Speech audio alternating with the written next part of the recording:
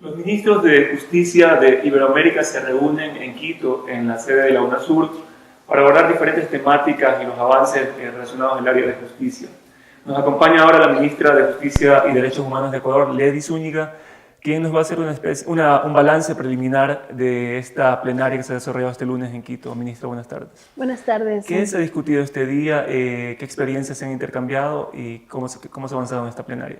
Bueno, primero es un gusto que podamos informar a la ciudadanía cómo avanza esta importantísima reunión a nivel de Iberoamérica de lo que tiene que ver con el sector de justicia.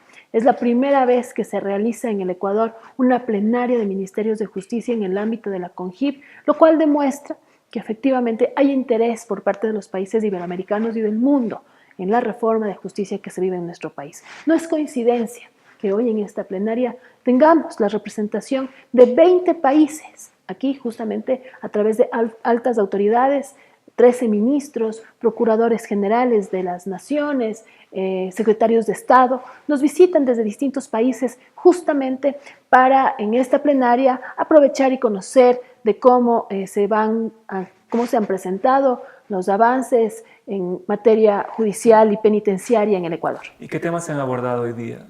Bueno, hemos visto varios temas de interés regional, interés de los países hermanos de Iberoamérica, por ejemplo, el tema del acceso a justicia. Estamos también viendo dentro de este ámbito lo que tiene que ver con el sistema penitenciario. Nos hemos propuesto trabajar en lo que tiene que ver con la implementación, esta en la que el Ecuador ya está actuando, que es la implementación de los dispositivos electrónicos, que es una innovación en materia penitenciaria. Una innovación que refleja que la cárcel no siempre es el mejor método para rehabilitar a las personas que cometen delitos. Eso lo estamos trabajando en el transcurso de esta mañana y tarde de la plenaria. Ha sido una agenda muy intensa, donde obviamente aprobamos la creación de varias organizaciones dentro de la misma CONJIP.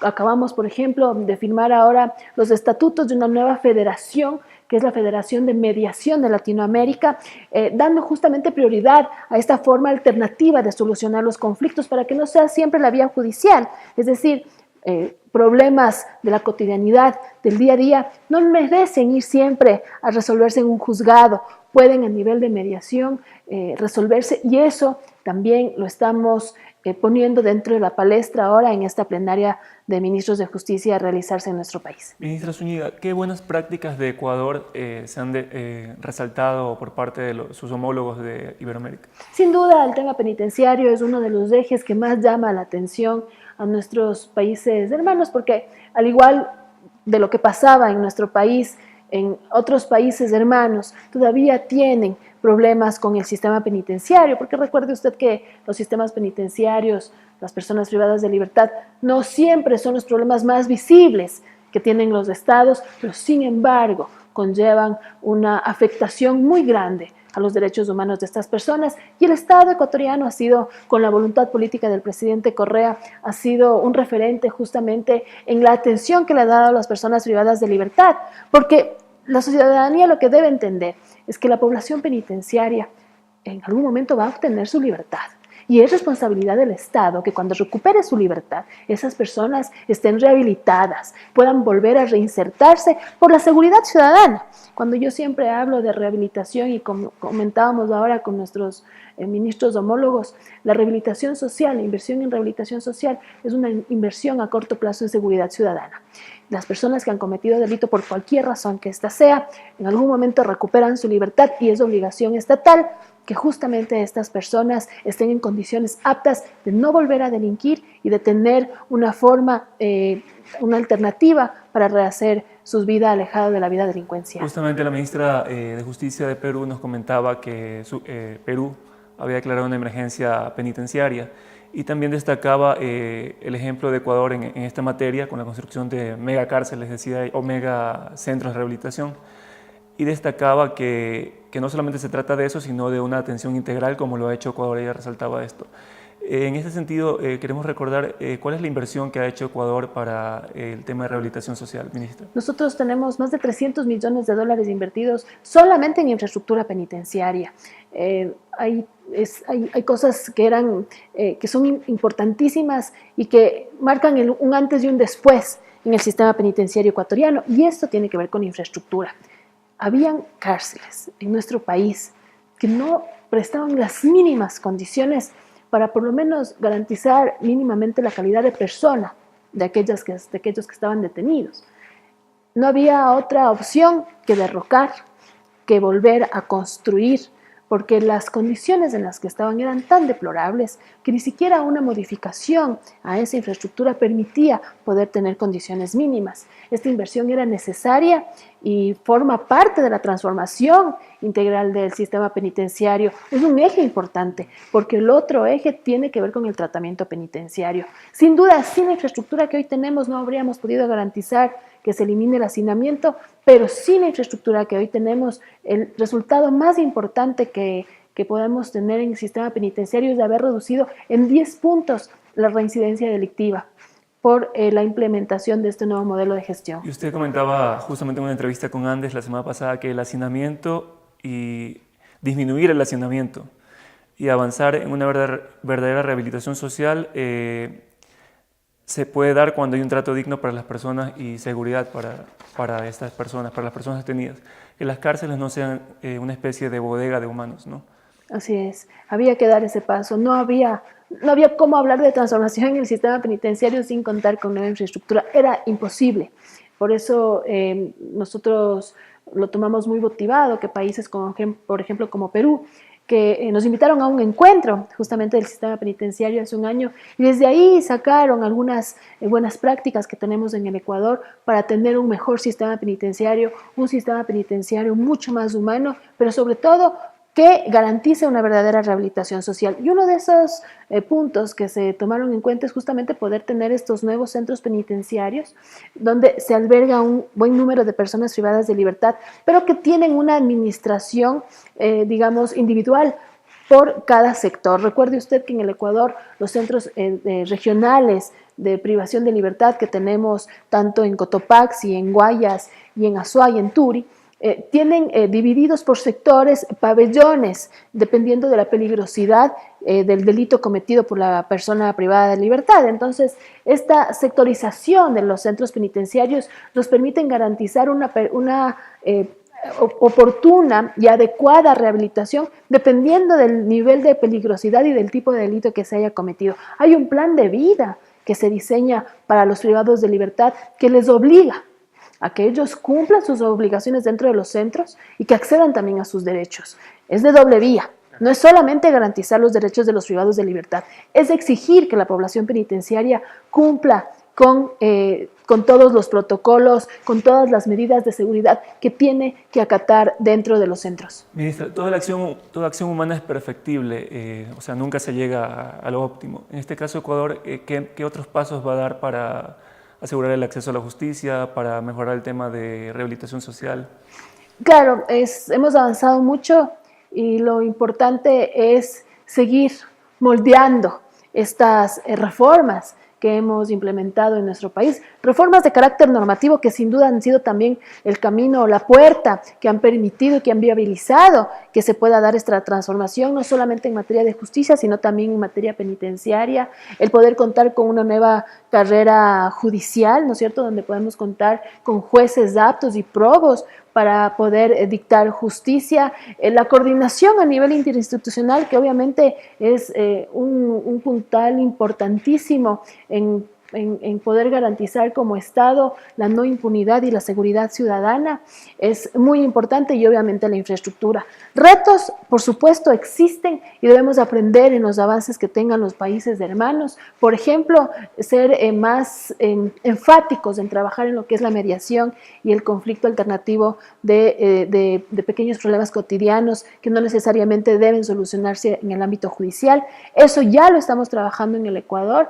Vamos a apoyar sumarnos, vamos a firmar un convenio de cooperación con el Ministerio de Argentina justamente para enfatizar en esa cooperación y poder trabajar de mejor forma todos los medios alternativos de solución de conflictos, mediación, arbitraje.